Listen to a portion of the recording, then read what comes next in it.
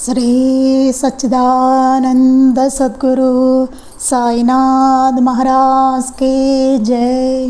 శ్రీ సచ్చిదానంద సద్గురు అలివేలు మంగమ్మ సహిత భరద్వాజ మహారాజ్ కి జై. శ్రీ సచ్చిదానంద సద్గురు నాంపల్లి బాబా మహారాజ్ కి జై. జై సాయి మాస్టర్. ఈరోజు సత్సంగంలో మనం మహాత్ముల ముద్దు పెట్టాడు ఆచార్య శ్రీ ఎక్కిరాల భరద్వాజ్ మహారాజ్ గారి చరిత్ర చదువుకుంటున్నాం. రచన సి థామస్ రెడ్డి గారు. దీనిలో మనం అధ్యాయం 12 శ్రీ భరద్వాజ గారి దినచర్య అనేటువంటి అధ్యాయాన్ని మనం చదువుకుంటున్నాం. మహాత్ముల ముద్దు పెట్టాడు అధ్యాయం 12 శ్రీ భరద్వాజ గారి దినచర్య. శ్రీ భరద్వాజ గారు చిన్నతనంలో ఆడుతూ పాడుతూ గడిపిన 17వ ఏట అన్వేషణ మొదలైన నాటి నుండి వారి దినచర్యలో మార్పు రాకపోలేదు. అన్వేషణ అనంతరం వారి దినచర్య అంతా బహుగ్రంథ పఠనం చర్చలతోటి సాగిపోయింది. మాస్టర్ గారు చిన్నతనంలో ఆడుతూ పాడుతూ గడిపారు. చక్కగా ఆడుకునేవాళ్ళు, చాలా బాగా ఆడుకునేవాళ్ళు, ఎంతో యాక్టివ్గా ఉండేవారు మాస్టర్ గారు. 17వ ఏట అన్వేషణ మొదలైంది మాస్టర్ గారికి. అప్పటి నుంచి వారి దినచర్యలో మార్పు రాకపోలేదు. అప్పటి నుంచి ఆయన దినచర్యలో మార్పు వచ్చేసిందట. అన్వేషణ అనంతరము వారి దినచర్య అంతా బహుగ్రంథ పఠనం చర్చలతోటి సాగిపోయింది. ఆ అన్వేషణ అయిపోయిన తర్వాత మాస్టర్ గారి దినచర్య అంతా ఎన్నో గ్రంథాలు చదవడము, చర్చలు, అలా వాటితోటి సాగిపోయింది. విద్యానగర్ ప్రవేశించాక బ్రహ్మచారిగా ఉంటున్నప్పుడు తెల్లవారుజామున లేవడం, ధ్యానం చేయడం, ఆసనాలు వేయడం, కళాశాలకు లెసన్స్ ప్రిపేర్ కావడం, కళాశాల అనంతరము సాయంత్రపు వేళ గదికి వచ్చే విద్యార్థులతో అగంతకులతో చర్చలు, సత్సంగాలు చేయడం, సాయంకాలం షికారుగా గోడల వైపు వెళ్ళి సువర్ణముఖి నది ఇసుక తిన్నెల్లో కూర్చుని ప్రకృతిని పరిశీలించడం, గదికి వచ్చాక రాత్రి భోజనానంతరం బాగా ప్రొద్దుపోయే వరకు చర్చలు, లేఖలు వ్రాయడం, గంధరచన, ఇలా ఉండేది వారి దినచర్య. మాస్టర్ గారు వివాహం కాకముందనమాట, విద్యానగర్లో వచ్చిన తర్వాత, అంటే ఆయన బ్రహ్మచారిగా ఉన్నప్పుడు అనమాట, తెల్లవారుజామున లేచేవారు మాస్టర్ గారు. లేచి ధ్యానం చేసేవారు. చేసి తర్వాత ఆసనాలు వేసేవారు. తర్వాత కాలేజ్కి లెసన్స్ ఆయన లెక్చరర్గా చేసేవారు కదా విద్యానగర్లో. అప్పుడు వాళ్ళకి లెసన్స్ అన్నీ ప్రిపేర్ అయ్యేవారు. కాలేజ్ అయిపోయిన తర్వాత సాయంత్రం గదికి వచ్చే విద్యార్థులతో అగంతకులతో చర్చలు, సత్సంగాలు చేయడం. సాయంత్రం ఇంకా సత్సంగము, విద్యార్థులు వస్తే చర్చలు, వాళ్ళు ఏదైనా ప్రశ్నలు అడుగుతుంటే వాటికి చక్కగా వాళ్ళకి అర్థమయ్యేలాగా సమాధానాలు చెప్పడం, ఇలాగా సాయంత్రం గడుస్తూ ఉండేది మాస్టర్ గారికి. సాయంకాలం షికారుగా గోడల వైపు వెళ్ళి సువర్ణముఖి నది ఇసుక తిన్నెల్లో కూర్చుని ప్రకృతిని పరిశీలించడం, అలా షికారుగా గోడల వైపు వెళ్ళేవారు. వెళ్ళి అక్కడ సువర్ణముఖి నది ఉంటుందన్నమాట. అక్కడ ఇసుక తిన్నెల్లో కూర్చుని అలా ప్రకృతి అంతా చూస్తూ ఉండేవారు అనమాట మాస్టర్ గారు. తర్వాత గదికి వచ్చాక రాత్రి భోజనం చేశాక బాగా పొద్దుపోయే వరకు మళ్ళీ చర్చలు, లేఖలు రాయడము, గ్రంథ పఠన, గ్రంథ రచన, ఇలా ఉండేది వారి దినచర్య. మాస్టర్ గారికి ఎలా ఉండేది, పొద్దుపోయే వరకు చర్చలు ఉండేవి, మళ్ళీ లేఖలు, అందరూ ఏదో మాస్టర్ గారికి ఉత్తరాలు రాసేవారు కదా, వాటికి అన్నిటికీ సమాధానాలు రాయడం, అట్లా ఉండేది. గ్రంథ రచన, ఇన్ని గ్రంథాలు మరి ఎట్లా రాశారు మాస్టర్ గారు, రాసేవారు. అలా ఉండేది వారి దినచర్య. సెలవు దినాల్లో అవధూతల మహాత్ముల దర్శనానికి వెళ్ళేవారు. సెలవులు వచ్చాయంటే అవధూతలు, మహాత్ములు ఎక్కడెక్కడ ఉన్నారో తెలుసుకుని వాళ్ళ దర్శనానికి వెళ్ళేవారు. గదిలో పగలనక రాత్రనక చిరుచాప మీదనే కూర్చోవడం, పడుకోవడం, తలగడగా పుస్తకాలు వాడేవారు. గృహస్థాశ్రమం స్వీకరించాక కూడా వీరి దినచర్యలో ప్రత్యేక మార్పు లేదు. మాస్టర్ గారు గదిలోనే పగలైనా రాత్రైనా సరే ఒక చిన్న చిరుచాప ఉండేది, దాని మీదనే కూర్చోవడం, పడుకోవడం, అదే బెడ్, అదే కుర్చీ మాస్టర్ గారికి. తలగడగా పుస్తకాలు పెట్టుకునేవారట తలగడ కింద. గృహస్థాశ్రమం స్వీకరించిన తర్వాత కూడా వీరి దినచర్యలో ప్రత్యేకమైన మార్పు ఏం లేదు, ప్రత్యేకంగా ఏం మారలేట మాస్టర్ గారి దినచర్య. ఒంగోలు ప్రవేశించాక తెల్లవారుజామున 5 గంటలకు లేవడం, కాకడ హారతి ఇవ్వడం, గ్రంథ రచన ప్రారంభించడం, చిన్నారి బిడ్డలైన వేదమ్మ ద్వారకులకు పక్క గదిలో పాఠ్యాంశాలు చెప్పడం, తరువాత స్నానం చేయడం, తిరిగి గ్రంథరచన విషయాలను డిక్టేట్ చేస్తూ వ్రాయిస్తూ తాము వ్రాస్తూ వచ్చిపోయేవాడితో సంభాషిస్తూ మధ్యాహ్నం వరకు అలా సాగేది. తర్వాత మాస్టర్ గారు ఒంగోలు వచ్చేసాక, ఆయన వివాహం అయ్యాక వారికి బిడ్డలు జన్మించిన తర్వాత అప్పుడు చెప్తున్నారనమాట ఏమిటన్నది. ఒంగోలు ప్రవేశించాక తెల్లవారుజామున 5ంటికి లేచేవారట. లేచి కాకడ హారతి ఇవ్వడం, బాబా హారతి ఉంటుంది కదా ఎర్లీ మార్నింగ్, ఆ హారతి ఇచ్చేవారట. తర్వాత గ్రంథరచన ప్రారంభించడం, తర్వాత మళ్ళీ గ్రంథరచన చేసుకునేవారు. చిన్నారి బిడ్డలైన వేదమ్మ ద్వారకలకు పక్క గదిలో పాఠ్యాంశాలు చెప్పడం, తర్వాత వేదమ్మ గారికి బాబు గారికి పక్క గదిలో పాఠాలు చెప్పేవారు అనమాట. తర్వాత అంటే అన్నీ ఎంత చక్కగా చేశారో చూడండి.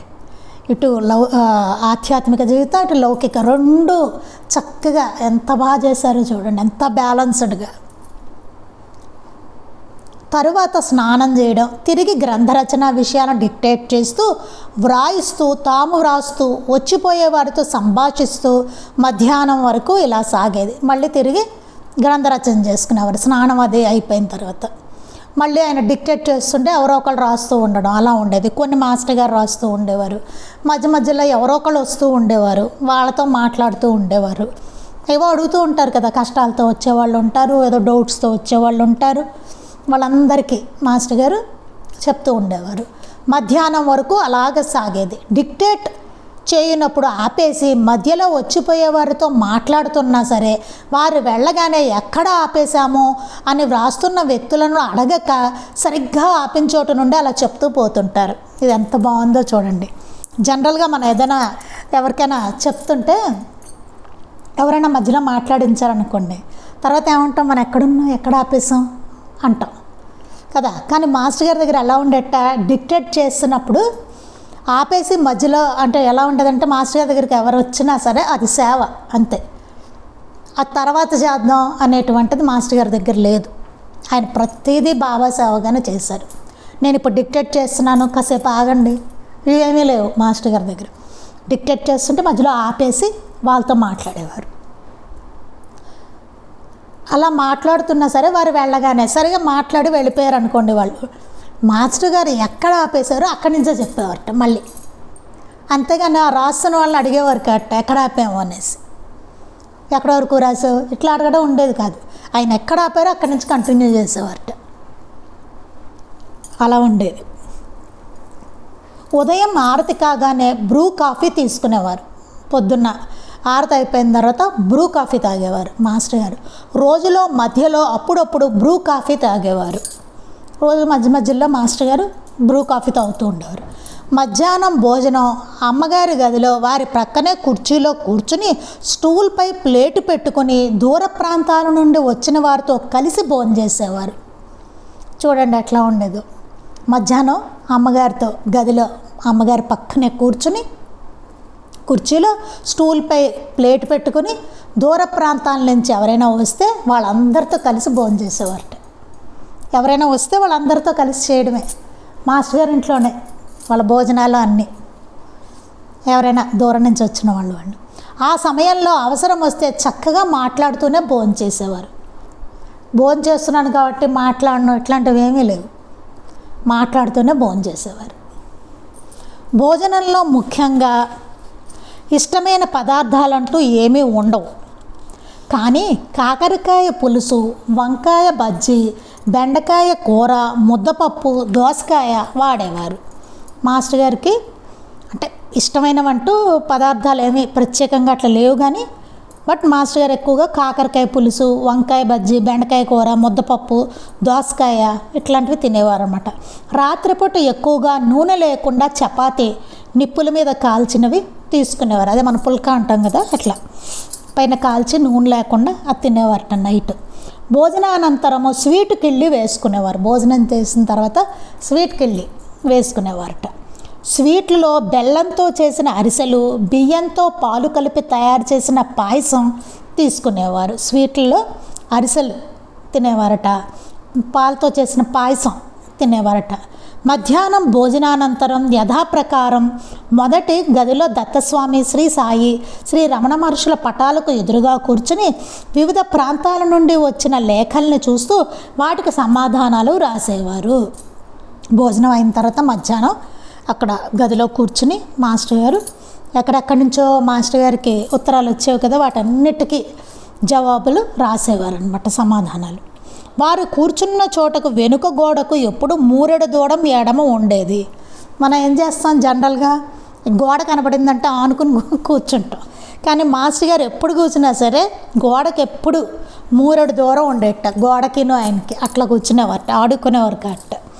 ఎక్కువగా అర్ధపద్మాసనంలో కూర్చునేవారు. సాయంకాలం పట్టణంలోని వారితో, సుదూర ప్రాంతాల నుండి వచ్చిన భక్తులతో, జిజ్ఞాసులతో సంభాషిస్తుండగా ఆచార్యుల వారి వెదజల్లే ప్రశాంత పరిమళాల్ని భక్తులు ఆస్వాదిస్తూ ఉండేవారు. ఎదుటివారు పైకి ప్రశ్నించని వారి మనస్సులో దాగి ఉన్న సందేహాలకు, ప్రశ్నలకు సమాధానాలు ఎంచక్కా సంభాషణ ద్వారా అలా అలా అందించేవారు. అసలు అది చదువుతుంటేనే అంత బాగుందో చూడండి. అసలు ఇంకా సన్నిధి ఇంకెలా ఉండేదో. సాయంకాలం పట్టణంలో వారితో, సుదూర ప్రాంతాలు ఎంతోమంది వచ్చేవారు సాయంత్రం పూట్ల మాస్టర్ గారి దగ్గర.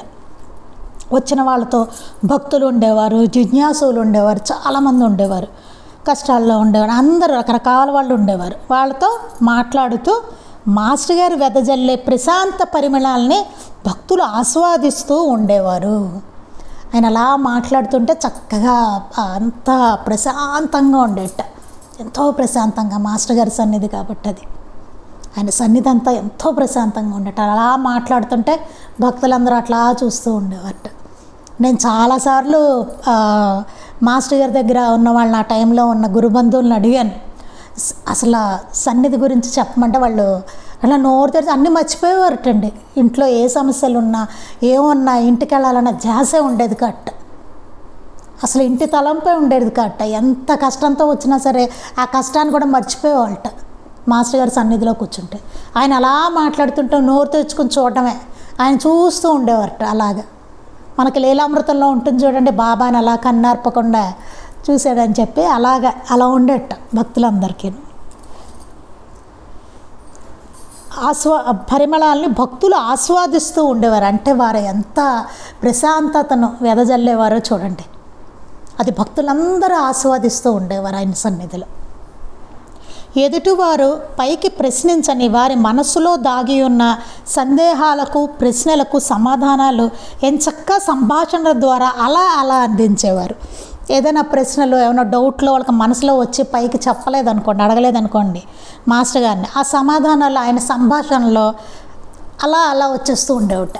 ఎవరికి ఏ డౌట్ ఉంటే అది ఆయన మాట్లాడుతూ ఉంటే ఆ డౌట్కి సమాధానాలు వచ్చేసేవిట. అంత అద్భుతంగా ఉండేట. బ్యాటరీ వీక్ అయితే ఛార్జ్ చేసుకున్నట్లు ఎదుటివారు మనసు ఆనందంతో నింపుకునేవారు. అసలు బ్యాటరీ వీక్ అయితే ఛార్జ్ చేసుకున్నట్టుగా ఎదుటివారి మనస్సు ఆనందంతో నింపుకునేవారట. ఆయన దగ్గరికి వెళ్తే ఆనందం, ఎంత నీరసం ఏడుపు మొహాలు వేసుకుని వెళ్ళినా సరే అక్కడ ఆ సన్నిధిలో అట్లా కూర్చొని ఆయన ఎలా మాట్లాడుతుంటే ఆయన చూస్తూ ఆ సన్నిధిని అనుభవిస్తే ఎంత ఆనందం వచ్చేసేట. మంచి ఎనర్జీ, వీక్ అయిపోయిన బ్యాటరీకి మళ్ళీ రీఛార్జ్ చేసినట్టు అనమాట. అట్లా ఉండేది సన్నిధి. ఇప్పటికే అంతే. మహాత్ముల సన్నిధికి వెళ్ళొస్తే మనం అక్కడ హాయిగా కూర్చుని కాస్త గడిపి మనం వస్తే కనుక రీఛార్జ్ అవుతుంది మనకి ఇంట్లో చేసుకునే సాధన చాలా బాగా జరుగుతుంది. ఇటు లౌకికంగాను ఇటు ఆధ్యాత్మిక రెండు కూడానండి. చాలా ఇది గురుబంధువులు అందరికీ అనుభవం కూడాను. రాత్రి 10 గంటలు అయ్యిందన్న విషయాన్ని కూడా గమనించక తన్మయత్వంతో ఓలలాడేవారు. 10 అయిపోయినా సరే అసలు అందరూ అసలు టైం కూడా తెలిసేది కట్. రాత్రి 10 అయిపోయినా సరే సాయంత్రం వచ్చిన వాళ్ళకి ఇంకా అలా ఆనందం వాళ్ళందరికీ, తన్మయత్వం, దాంతో ఓలలాడేవారట. అసలు ఆ స్టేజ్ నుంచి బయటకు రావాలంటే చాలా కష్టంగా ఉంటుందండి. ఇప్పుడు ఏదో మాస్టర్ గారు మాట్లాడుతున్నారు అనుకోండి, అలాగా హాయిగా ఉంటుంది, అట్లా కూర్చుంటాం, చాలా ప్రశాంతంగా ఉంటుంది. ఆయన మాట్లాడే తన్మయత్వంతో ఉంటుంది. ఆయన ఆపేసి ఇంకా వెళ్ళిపోతున్నారంటే తట్టుకోలేరు. అట్లా ఉంటుంది. మహాత్ముల సన్నిధి అట్లా ఉంటుంది. మనం అక్కడి నుంచి వెళ్ళిపోవాలన్న వాళ్ళు వెళ్ళిపోతున్నా ఇక అసలు మళ్ళీ ఈ దీంట్లోకి వస్తాం కదా, ఈ ప్రపంచంలోకి చాలా కష్టంగా ఉంటుంది అది. ప్రక్క గదిలో మాస్టారు గారిని గురుభావంతో చూస్తూ కూర్చుని ఉండే అమ్మగారు ఆ సమయంలో భోజన విషయం గుర్తొస్తే అంటూ సమాధానం ఇస్తుండగా వచ్చిన వారు తృప్తినందిన మనస్సులతో ఆ రోజుకు సెలవు తీసుకుంటూ ఆ మనోహరమూర్తి, ప్రేమమూర్తి, జ్ఞానమూర్తి సాంగత్యం కొరకు మరుసటి రోజు సాయంత్రానికి గంటలు లెక్కించుకుంటూ ఇళ్ళకి వెళ్ళేవారు. ఇంకా చూడండి ఎలా ఉండే, పక్క గదిలో మాస్టర్ గారిని అలా గురుభావంతో చూస్తూ అమ్మగారు ఉండేవారట. భోజన విషయం గుర్తు చేస్తే మాస్టర్ గారిని అమ్మగారు భోజనం చేయాలని నన్ను గుర్తు చేశారనుకోండి అంటూ సమాధానం ఇచ్చేవారట, అనేవారట మాస్టర్ గారు.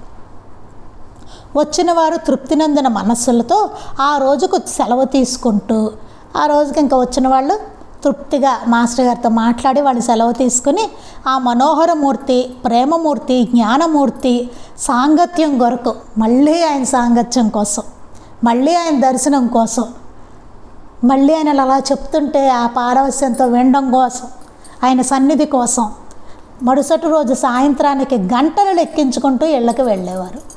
మరుసటి రోజు సాయంత్రం ఎప్పుడవుతుందా అని గంటలు లెక్కించుకుంటూ ఇంటికి వెళ్ళేవారట.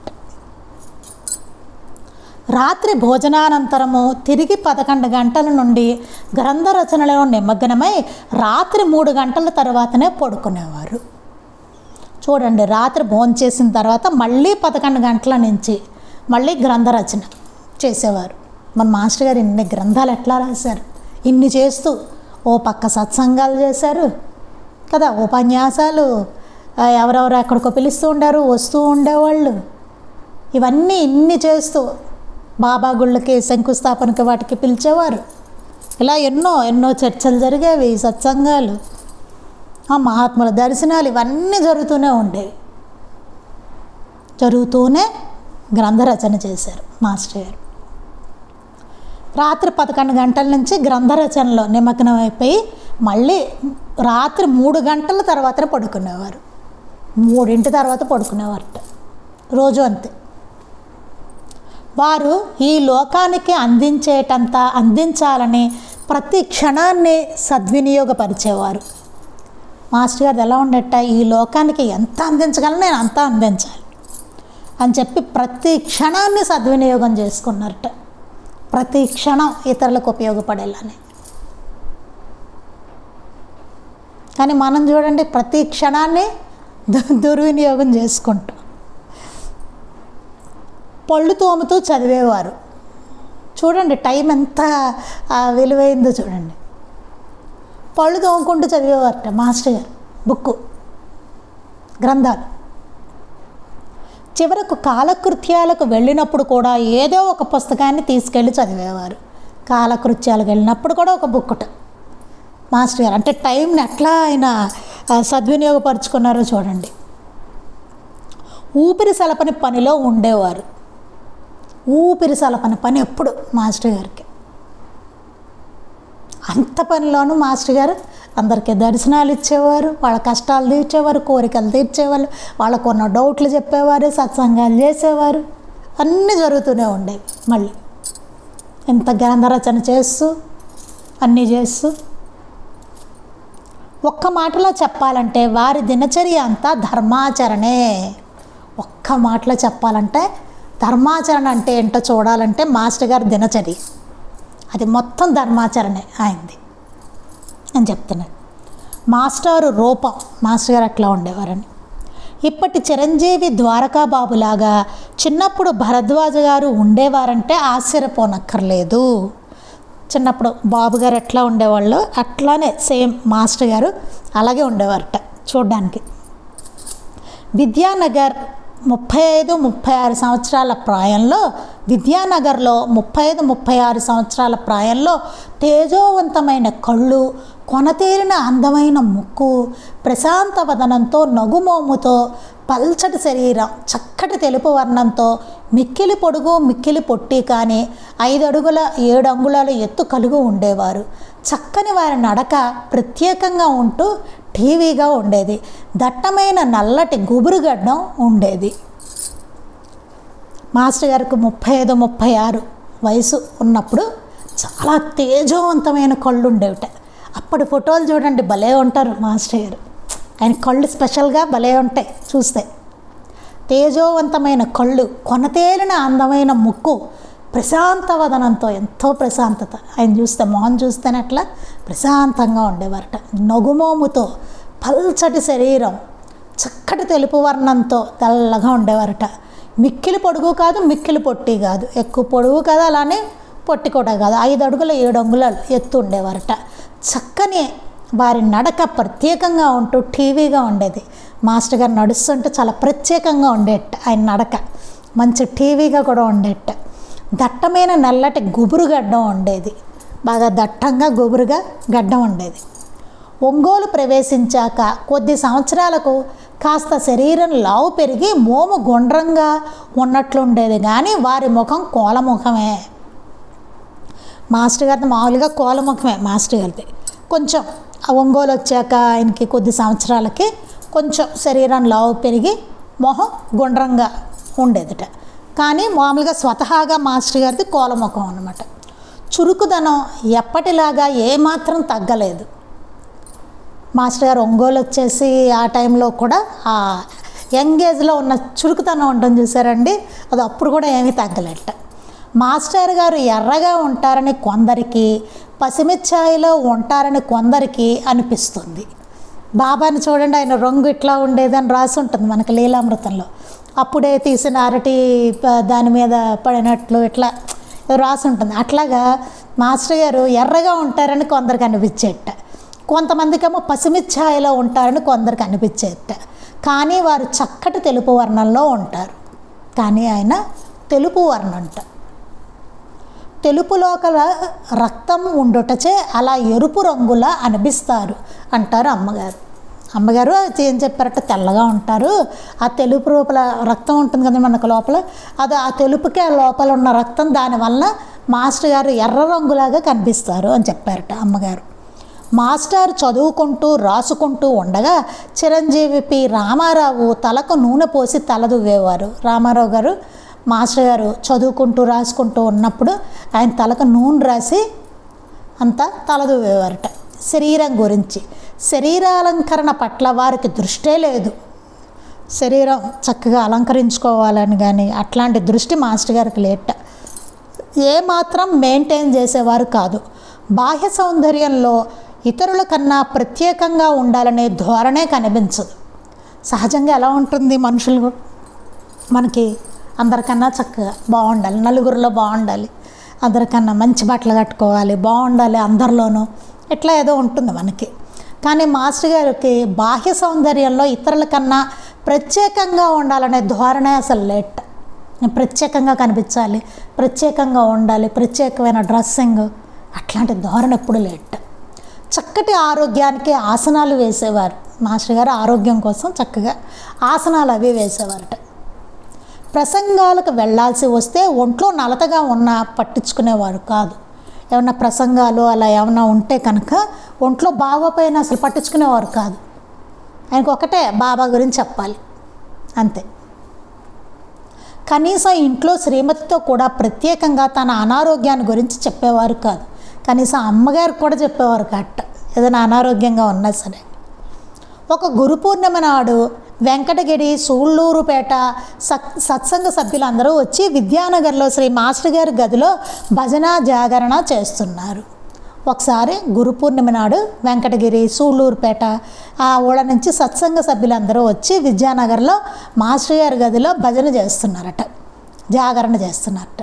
శ్రీ మాస్టర్ గారు అర్ధగంటకు ఒకసారి లేచి లోపలికి వెళ్ళి వచ్చి యథాప్రకారం అందరి మధ్యలో కూర్చుంటున్నారు.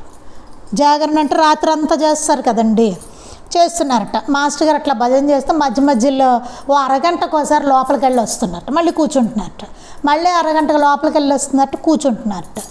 కారణం తెలియదు, కారణం ఎవరికి తెలియదు. తెల్లవారింది, పొద్దున్నైంది.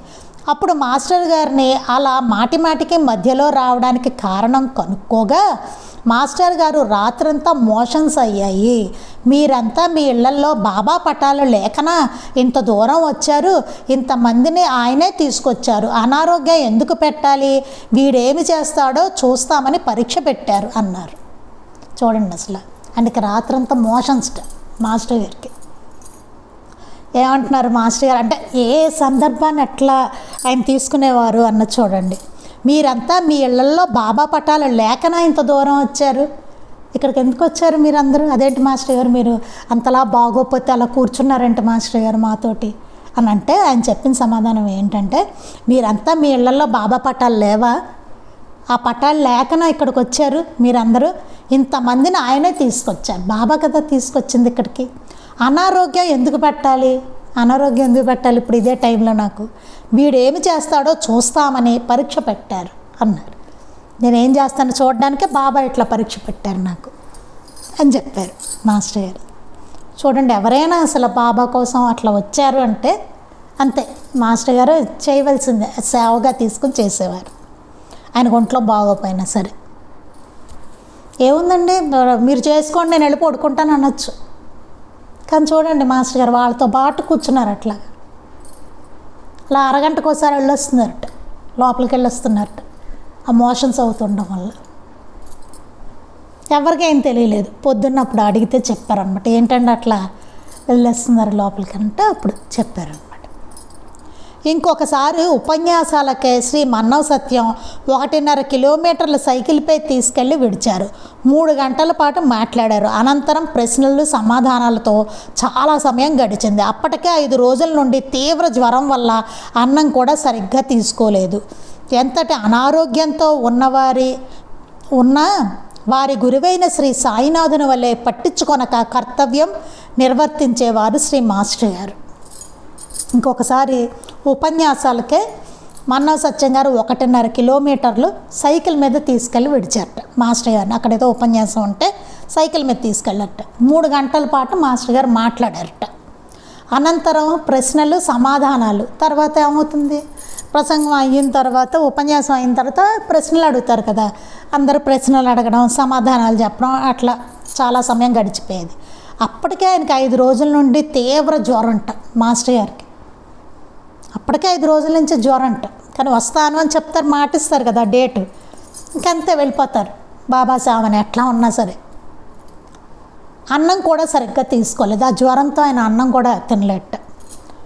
ఎంతటి అనారోగ్యంతో ఉన్నా వారి గురువైన శ్రీ సాయినాథుని వలె పట్టించుకొనక కర్తవ్యం నిర్వర్తించేవారు శ్రీ మాస్టర్ గారు.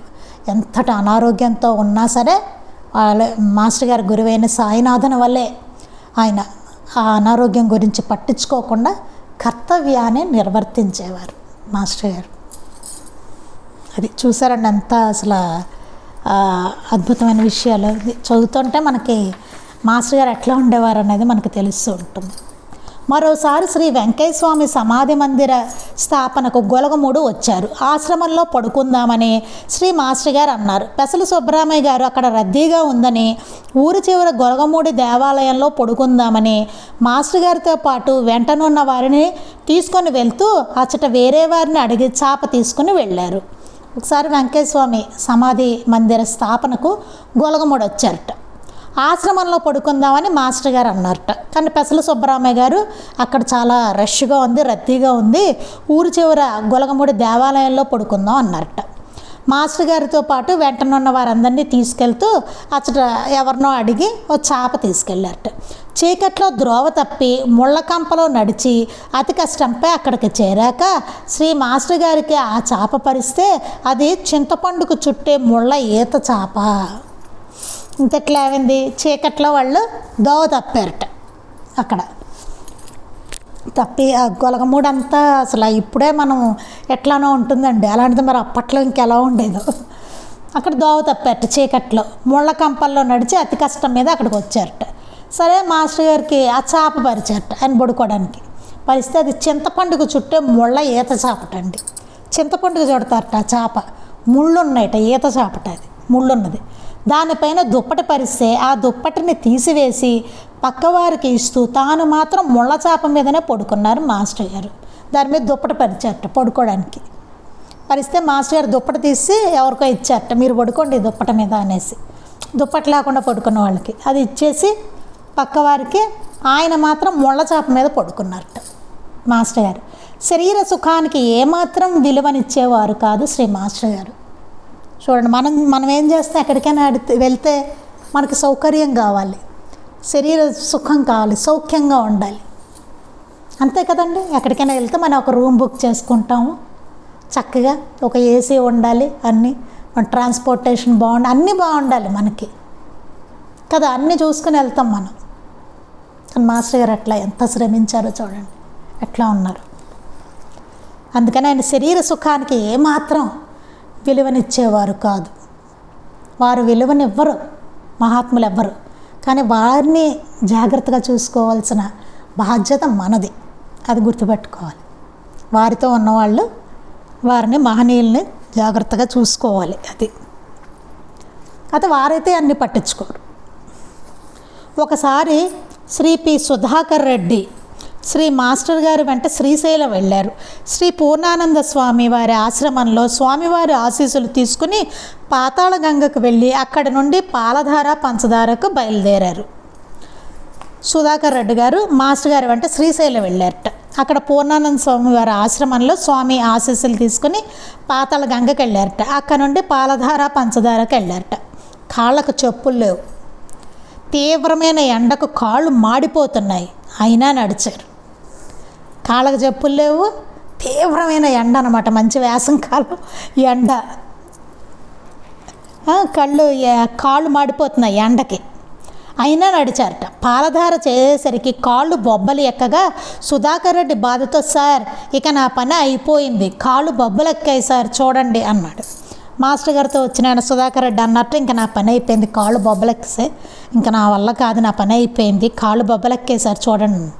మాస్టర్ గారు, నీవు పైకి చెప్తున్నావు, నేను చెప్పలేదు అంతే అన్నారు. నువ్వు పైకి చెప్తున్నావు బొబ్బలెక్కే అని నాతోటి, నేను చెప్పలేదు అంతే అన్నట్టు. వారి పాదాలు చూడగా ఎర్రగా కంది ఉన్నాయి, నాకే బాధ వేసింది అంటాడు శ్రీ సుధాకర్ రెడ్డి. అప్పుడు మాస్టర్ గారి పాదాలు చూస్తే ఎర్రగా కందిపోయి ఉన్నాయిట. అసలు ఆయన పాదాలు చూస్తే నాకే బాధ వేసింది అంటున్నారు ఆయన. ఒకసారి సాధనలో మనసు నిలవకపోతే భాగంగా గోడకు చేతిని బలంగా కొట్టాను.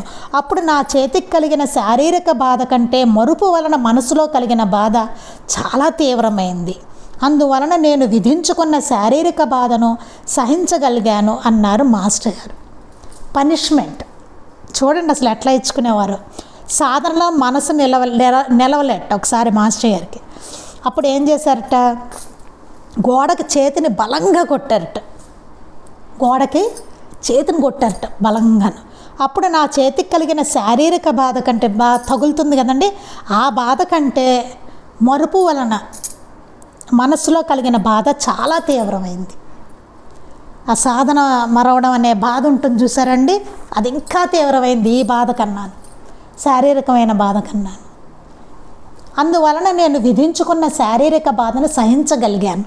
అందుకని ఆ కొట్టినప్పుడు ఆ శారీరక బాధ నేను సహించుకున్నా, అది పెద్దగా అనిపించలేట మాస్టర్ గారికి.